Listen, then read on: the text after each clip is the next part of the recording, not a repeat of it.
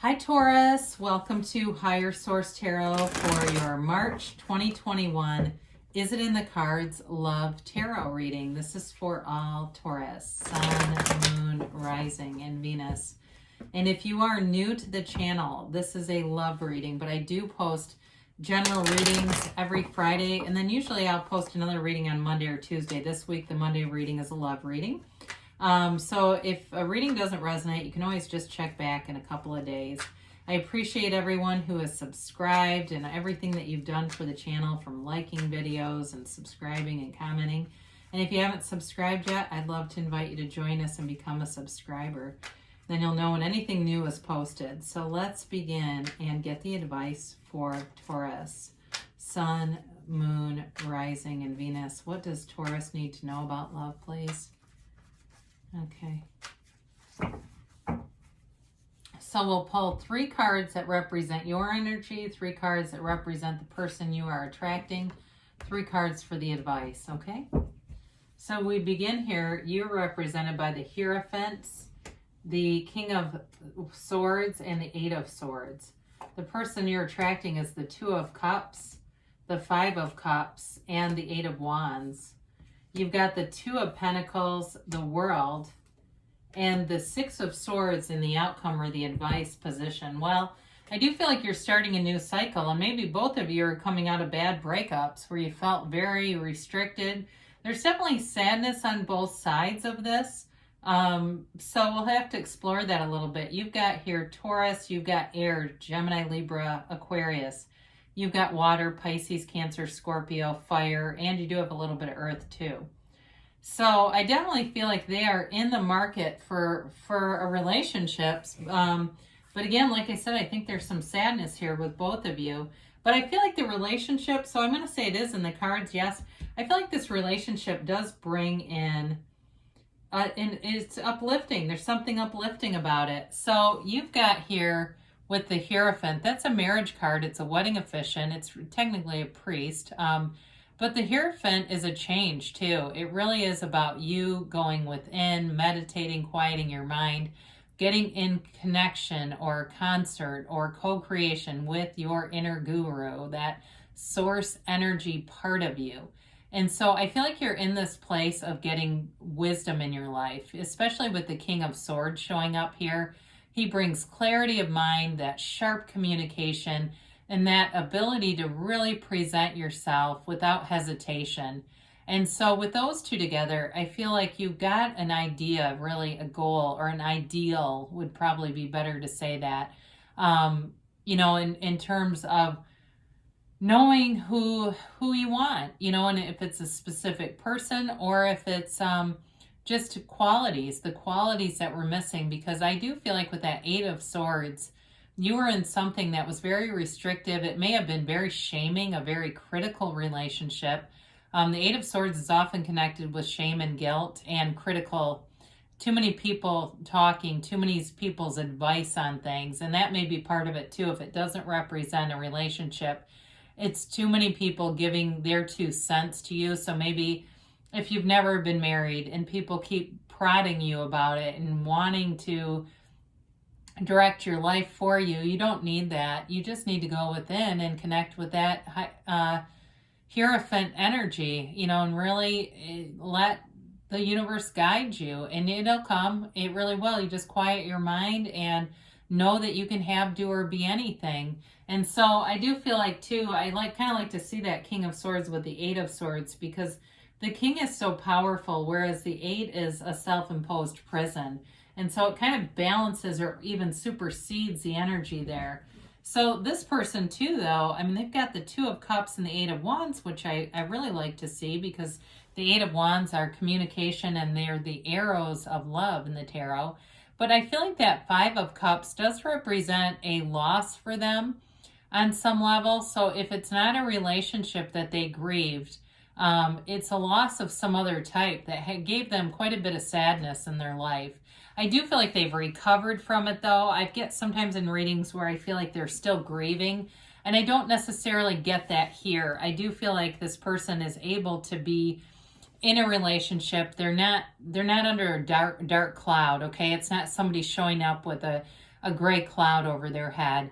I feel like they're ready to commit, they're ready to open up, and they're a good communicator. Maybe a Gemini, hopefully you like Gemini, but kind of a busy energy about them though too. I do feel like they are they're an adventurous spirit. They like to go out and see things. They like to go out and do things, go to concerts, travel, that kind of stuff. And I do see travel in this relationship. So maybe it's long distance, that's possible. Or maybe it's just something you both enjoy doing. But with this, it's definitely a soulmate energy, and there's an eternal love here. And sometimes somebody who has had those heavy times, I mean, who hasn't really had life move them forward, right? Life will move you if you will not move yourself. And sometimes we get a lot of pain from that at the ego level. But I do feel like for this person, they've got, they're ascending on this journey. And so I don't feel like they're stuck by any means. And even with that 5 too, I mean, that's a change. So that's also possible. But what a beautiful outcome here with the World. And even the 6 of Swords is all about moving forward. And so the 2 of Pentacles offers that lighthearted energy. It can be, like I said, a very busy energy and kind of juggling things. So if there's distance between you, I feel like you make it work if there's a physical distance and the juggling of it, or if it's a schedule issue where maybe you just work different hours and it feels like any free time you get, you want to spend together. But the World is nirvana. I mean, it is a wonderful card to have in any advice position. It's a new journey. It's a new relationship. It's a new chapter. And it's amazing. This is like, she's the dancer of the tarot.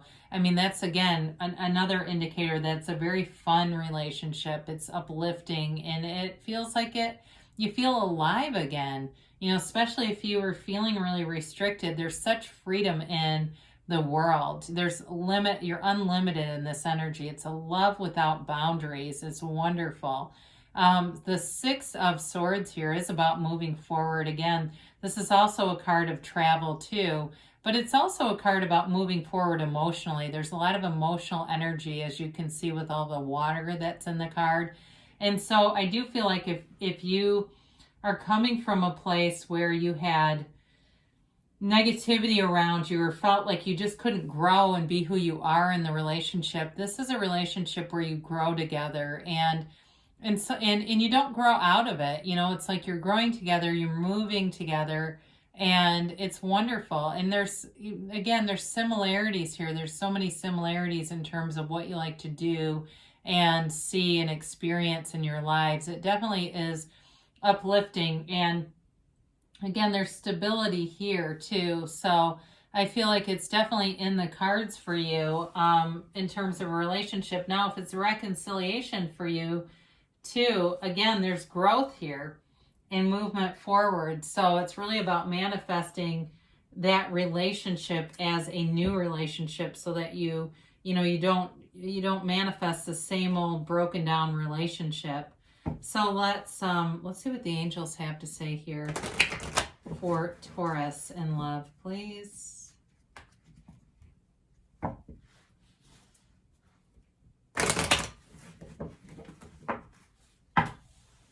And a timeline for Taurus. Oops. And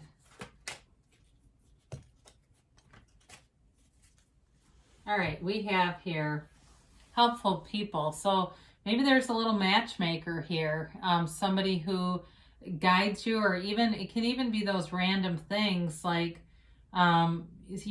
somebody invites you somewhere and you decide to go, and the next thing you know, there they are, right? Or you reconnect with somebody from the past, even maybe somebody that you went to college with, and they know of somebody who's single and connect you. So I do feel like where the 8 of Swords is a lot of people, but it's like noise, this is telling you there's people here there's somebody here that is a part of this, that's a connector, kind of a connecting agent. You've got to ask your angels. So before you listen to tarot, before you go to bed at night, and even throughout the day, asking for signs and synchronicities And, you know, it can even be the funniest of things. Like you decide, well, I've never tried Instagram. I think I'll do that. And the next thing you know, you're being connected with people through social media, and there they are. So asking, you know, what do I need to know? What do I need to see here? And they'll show you. You've got abundance. And so in love, it's like I said with that Two of Cups, it's that never ending cup of love. It's that eternal love. And so with this abundant feeling, it feels like you are compelled to be with this person. Okay, so when I mentioned if you got an obstacle here, like there's a distance issue, you'll overcome it. They say in the near future. So again, Spirit uses a little different calendar than we do, but they're telling you it's coming. And they give you that emphatic yes, okay? It's that hell yes card where you create your own reality. So you can have, do, or be anything. You get what you expect. And really your feelings are the secret, okay? And so be aware of them. And so if you're saying, I don't know where this person is, that's okay. Find things in the meantime, and you'll start attracting more and more in your life. And the next thing you know, you're attracting that love, because to get it, you have to become it. You have to be it. So I love you, Taurus, and I will be back again soon.